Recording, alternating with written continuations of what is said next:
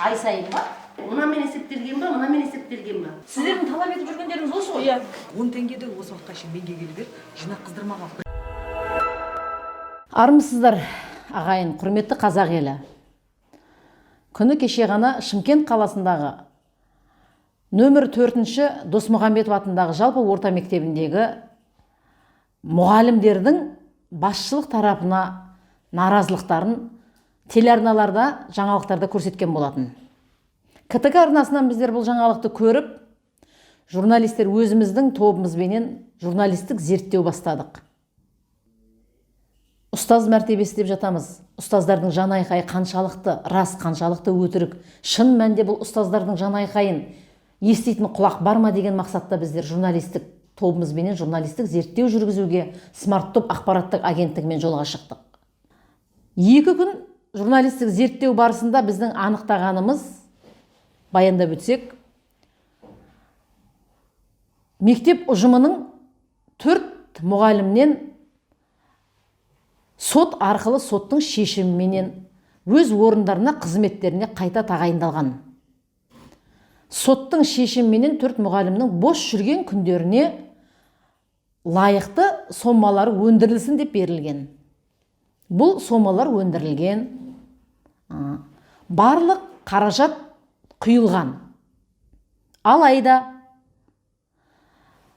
наразы мұғалімдердің жан айқайын естіген болсақ, оның ішінде нақты өздерінің әлеуметтік салық, енді мұғалімдердің барлық жалақының ішінде жүретін ұсталатын пайыздар бұл сомада көрсетілмеген екен. Шымкент қаласының білім басқармасының басшысы Жанат Тәжиева ханымның алдына бардық. Мектеп ұжымындағы 4 мұғалім, мектептің басшысы, бас бухгалтері, есепшісі және білім басқармасына қарасты есепшілерінің барлығы сол жерде отырып талқыланғандағы көздің жеткені, шын мәнінде бұл мұғалімдердің сот қандай шешім шығарды, сол қаражаттар ғана аударылған. Иә, талап етіп отырған әлеуметтік салық және өзге де салық көлемдері, ұсталатын қаржылар есептелінбеген екен.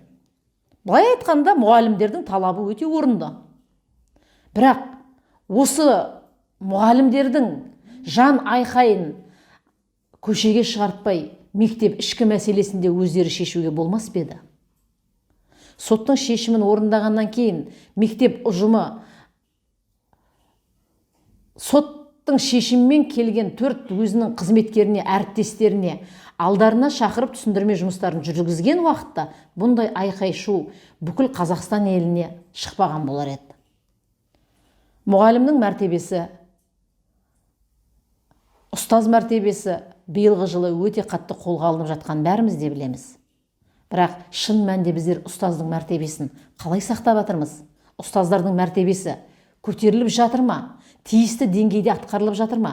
Міне, басты мәселе осыда. Жақтым жала, жаптым күйе емес. Біз екі жақтың тарасын тең басып, жан айқайды айтқан мұғалімдерді де және жұмыс беруші білім басқармасының да өз уәждерін тыңдадық. Қорыта келгенімізде, бұл талап етіп отырған нақты талаптары соттың шешімімен ғана орындалатынына көзіміз жетті. Түсіндірме жұмыстарын Шымкент қаласының білім басқармасы мұғалімдерменен түсіндірме жұмыстары жүргізілді. Мұғалімдер әрине түсінгендей болды. Олдан басқарма басшысының алдынан тыс уақытта біздер ол кісілердің өздерінің қаншалықты қанағаттанғандығы туралы біздер жауабында алдық. Әрине орынды. Мен құптаймын. Ашықтық деген міне осындай болу керек. Бірақ осы деңгейге жеткізбеу мектептің басшысына байланысты. Және бұл деңгейге жеткізбеу қаржы мәселесіне келгенде есепшіге байланысты. Есепші барлығын есептеп, тиісті деңгейде атқарып отырса, онда мұғалімдер бүйтіп көшеге шығып, бәлеқор атанып, өздерінің абыройларын жоғалтпас па еді? Бұл жерде біз ұстаздар қауымын бәлеқор деп отқанымыз жоқ.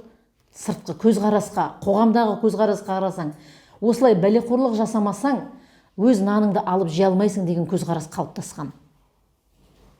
Бірақ Шымкент қаласының әкімінің орынбасары Шыңғыс Мұхан Жұмабекұлы өзінің жеке парақшасында егерде сыбайластық орын алып жатқан жағдайда міне менің жекелей телефоным, менің ұялы байланысым, маған хабарласыңыздар.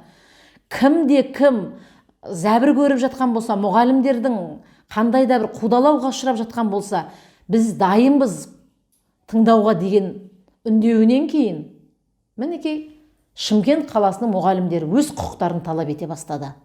Естеріңізде болса, күні кеше ғана 125-ші мектепте де дәл осындай шу шығып, мектеп басшысы қызметінен алынған болатын. Бірақ ол қаншалықты заңды, заңсыз оны құзырлы орындар бере жатар. Біздің естіп білуімізше, бүгінгі таңда сот жүріп жатыр деген ақпарат бар, бірақ ол қаншалықты рас өтірік ол жағы бізге беймәлім. Алайда өз құқығын талап етіп, өздерінің жанайқайын жеткізіп отырған мұғалімдердің құқықтары сақталу тиіс. Дәл осы көтерген мәселені дер кезінде ушықтырмай, өздерінің назарларына алып, жұмыла көтеріп, әріптестермен әріптестік байланыс орната алып отырған мен өзімнің ерекше алғысым білім басқармасына, мен арнайы басшысына демеймін, білім басқармасына, оның ішінде барлық сала бойынша орынбасарларының барлығы кеше 2 күндік рейдтік іс-шарада болды. Ерекше алғыс. Себебі қазан қанша қайнап жатса да, қақпағы ашылмаса тасиды. Сол секілді қайнап жатқан халықтың ашу ызасына тудырмай, ашық мемлекет, ашықтықты қамтамасыз етіп еститін мемлекет құра білдік пе? Мінекей, халықтың базынасына құлақ түргеніміз әрине құптарлығыз. Дегенмен күллі Қазақстан еліне телеарна арқылы шығартпай бұл мәселені өз деңгейлерінде шешсе екен деген біздегі тілек. Ұстаз қашанда ұлағатты. Ұстаздың мәртебесі, ұстаздың қадір қасиетін жоғалтып алмас үшін біздер ұстаздарды жан айқайына беріп қоймай, олардың үндеріне құлақ аса да білейік. Балдарымыздың келешегі біздің болашағы сапалы білімнің ұстаздардың қолында. Ұстаздар көшеде өздерінің құқықтарын талап етіп жүрген жағдайда білімнің сапасын біз кімнен талап етпекпіз? Ендеше ұстаздың мәртебесі жоғары болсын десек, ұстаз мәртебесін көтере білеміз десек, ұстаздарды қашанда қолдайық. Сөздің соңында айтарым, 2 күндік журналистік зерттеудің нәтижесіндегі біздің анықтағанымыз. Білім басқармасының басшысы Тәжиева және аталмыш 4-ші мектептің басшысының әріптестерінің наразы болып отқан қызметкерлерінің ортасында медиация тәртібіменен бір-біріне қол алыстырып, ешқандай өкпе реніштері жоқ екенін сездіріп, ертеңгі күні ешқандай қудалауға ұшырамайтынына сөз берген, кепілдік берген білім басқармасының басшысына біз куә болдық. Әрине бұндай басшыға біз респект дейміз. Қашанда бір жағадан бас бір жеңнен қол шығара білсек, алынбайтын қамал жоқ. Ендеше ұстаздың мәртебесін қашанда ұлы етіп санап, әрбір айтылған базынаға ашықтықпен қамтамасыз ете отырып, құлақ тұрып, нәтижелі қорытынды шығара білсек деген пікірмен аяқтағым келеді.